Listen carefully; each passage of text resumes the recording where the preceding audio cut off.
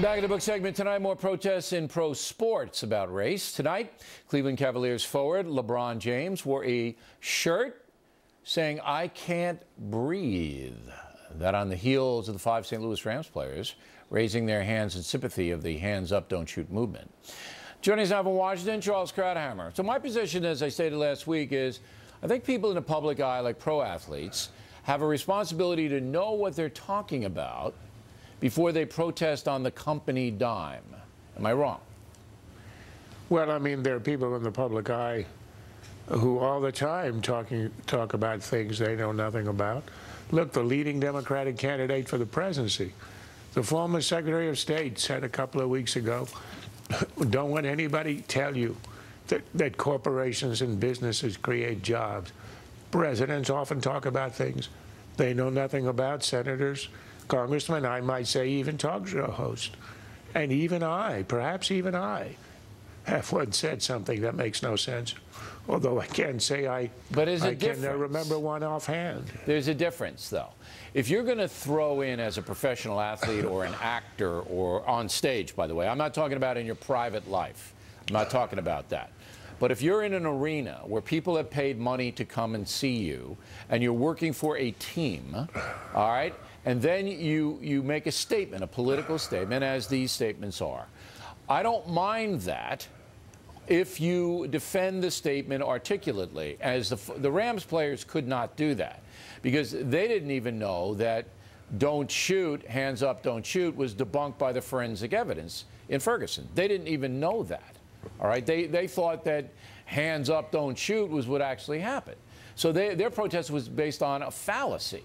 Now, it's a little bit, it's not that intense with LeBron James, who's a smart man. I saw him last week.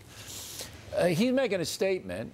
I'm not sure whether Mr. James, I don't know what his point of view is, and I think he needs to say what his point of view is.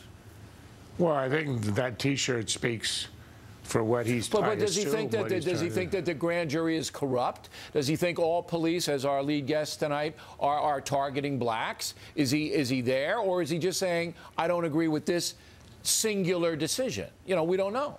Look, I don't expect an elaborate legal exegesis on the case from the best ball player in the NBA. But if he wants to say, by having a jersey on, a T-shirt on, that there was a case in which a man was choked to death or died while being held by police, that there's something about that disturbs him, that I assume is the message of that T-shirt. That is a perfectly reasonable thing to do. Right. And it's a perfectly reasonable use of his celebrity. Look, scientists use their celebrity to make a political point. Priests do. Experts do.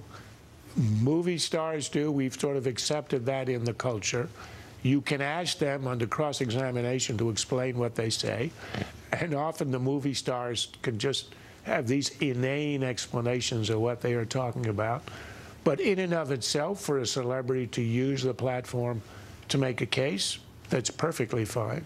All right, but if I were a sports writer, I'd say to in a press conference, you know, what do you mean there? What exactly is your beef here? Get it out so everybody understands. I expect that LeBron will be asked about that. Well, we'll see. I got 45 seconds.